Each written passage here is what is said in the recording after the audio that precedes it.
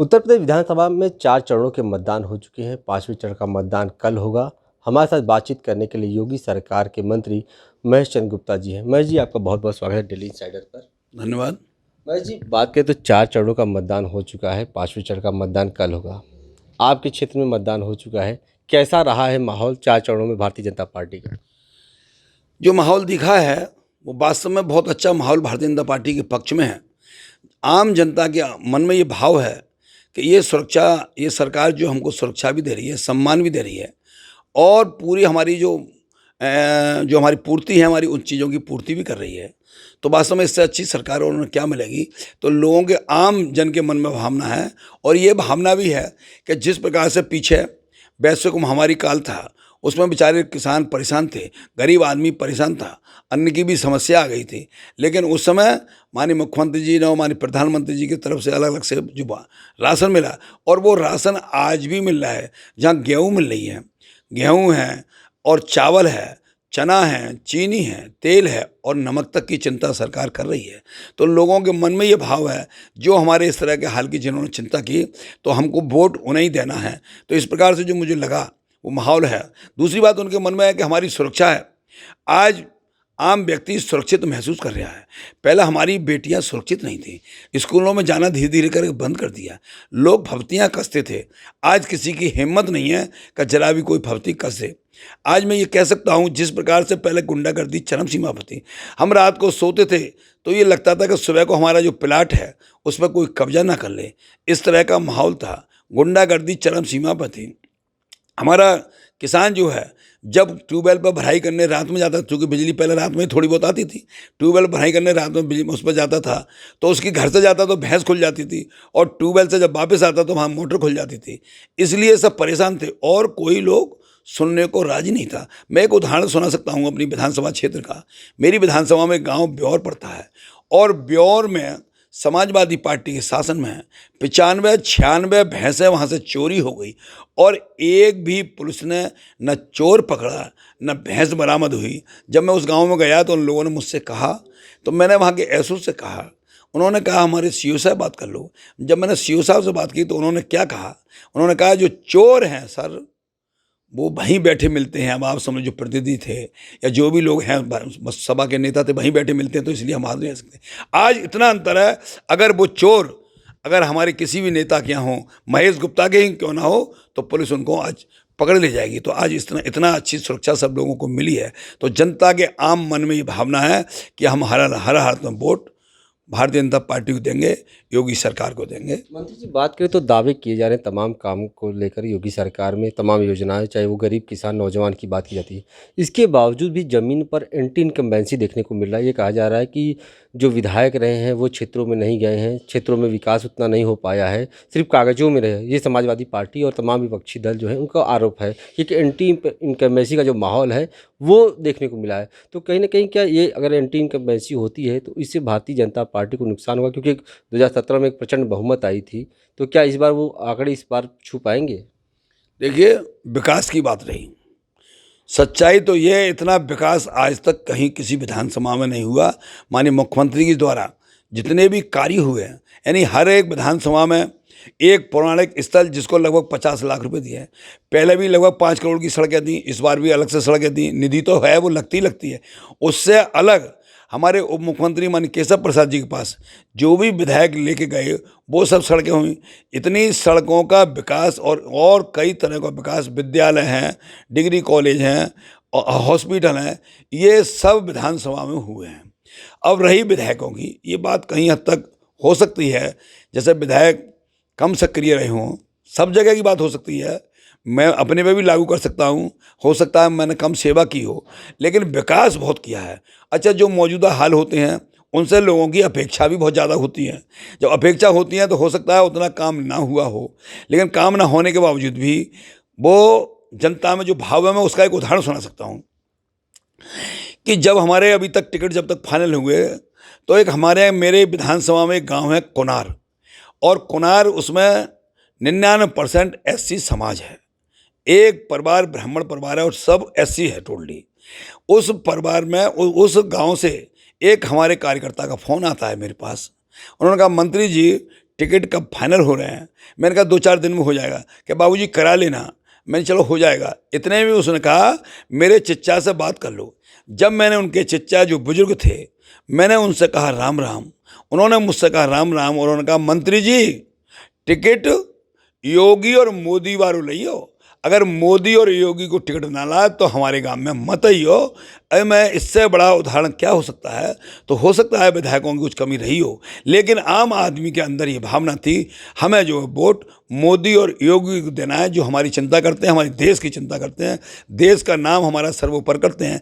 इससे बड़ी उदाहरण क्या हो सकता है कि ब्रिटेन के प्रधानमंत्री ये कहें कि हमारे विश्व में एक सूर्य, विश्व में एक धरती, और विश्व में कोई नेता है तो एक मोदी। जब विश्व के लोग हमारे मोदी जी की तारीफ करते हो, इससे बड़ी और हमें क्या हो। ऑस्ट्रेलिया के सांसद ये कहते हो कि उत्तर प्रदेश जैसे मुख्यमंत्री अगर हमारे देश को मिल जाए तो हमारा देश सुधर जाए। इससे बड़े और हमें क्या हो सकता है तारीफ की बात। और मैं इस सुरक्षा के बारे में एक बात कह सकता हूँ। पहले बदमाश पुलिस पर आक्रमण करते थे और पुलिस असहाय हो जाती थी। आज अगर बदमाश पुलिस पर या हमारी जनता पर जब आक्रमण करते हैं तो इस सरकार में उन बदमाशों को ठस किया जाता है। मंत्री जी, आप कह रहे हैं कि ग्लोबल स्तर पर प्रधानमंत्री नरेंद्र मोदी चाहे मुख्यमंत्री योगी आदित्यनाथ का पहचान बढ़ा है, साख बढ़ा है। लेकिन बात करें उत्तर प्रदेश के परिप्रेक्ष्य में, चुनाव के परिप्रेक्ष्य में, तो बीएसपी के नेता कहते हैं कि ब्राह्मण नाराज हैं भारतीय जनता पार्टी से। एक तरफ अखिलेश यादव ये बोलते हैं कि हमारी लड़ाई 80-20 की है। तो इस तरह की जब बयानबाजी सुनने को मिलती है तो क्या लगता है कि वाकई में अभी भी जात पात की राजनीति जो है वो उत्तर प्रदेश में चल रही है? देखिए, भारतीय जनता पार्टी में जातवाद की राजनीति है नहीं। भारतीय जनता पार्टी एक ऐसी पार्टी है जिसको सभी जातियों का समर्थन मिल रहा है। अब चूंकि इनके मन में, जिसके हृदय में जो बात होती है वो ही बोलते हैं। ये समाजवादी पार्टी की जो मानसिकता है वो जातवाद की है, और लोग अब इससे ऊपर उठ के राष्ट्रवाद की तरफ चल रहे हैं।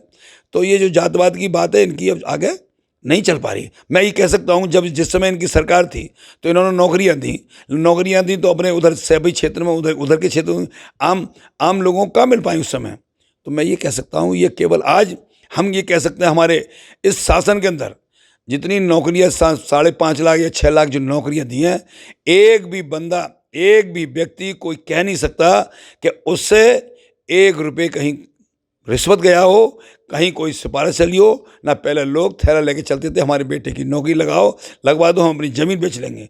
मैं एक उदाहरण कह सकता हूँ, अभी पीछे हमारे बदायूं के अंदर 13 जूनियर इंजीनियरों की नियुक्ति हुई। 13 में से 6 मुस्लिम भाई थे।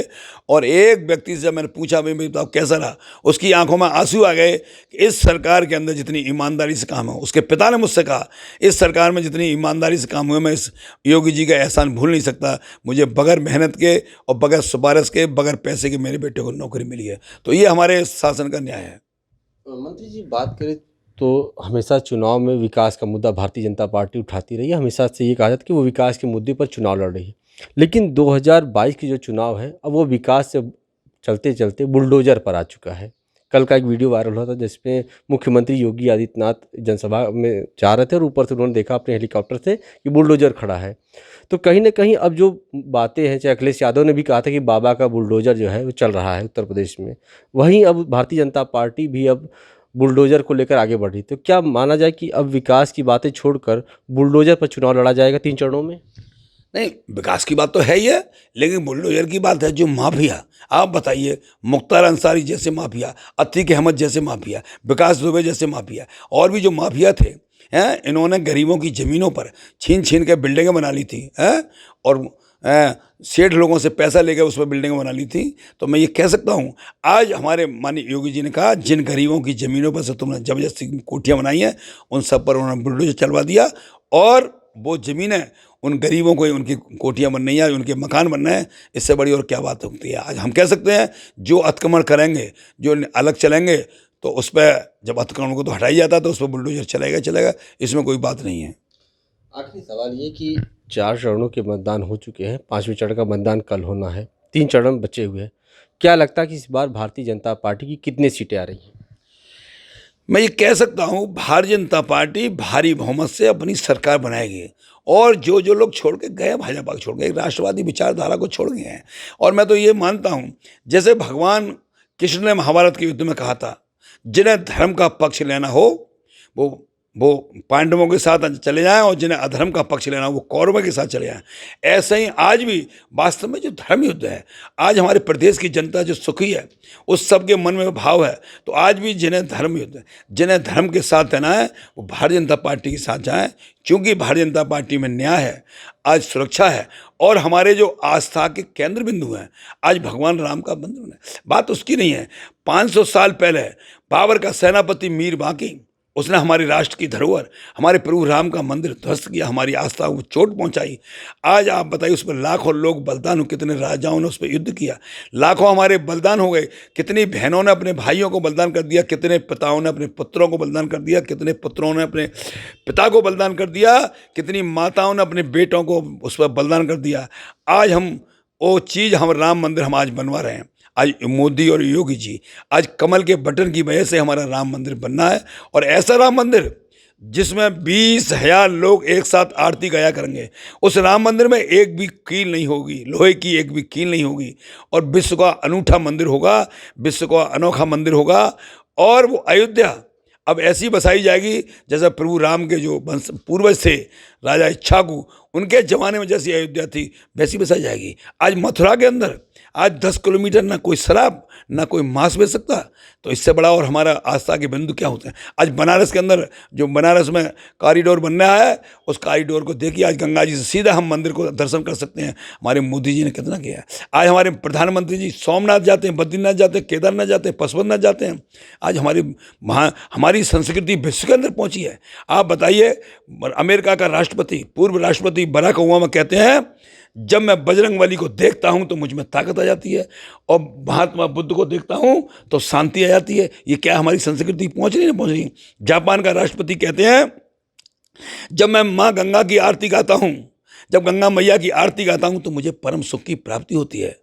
रूस की मशहूर सिंगर रसी दोदाना कहती हैं, जब मैं ओम नमः शिवाय ओम नमः शिवाय बोलती हैं, परम आनंद प्राप्त होता है। अमेरिका की पत्रकार हरे रामा हरे कृष्णा बोलती कहती हैं, मेरे चेहरे पर मुस्कान रहती है। तो आज क्या ये, आज हमारी संस्कृति विश्व में पहुंच रही है।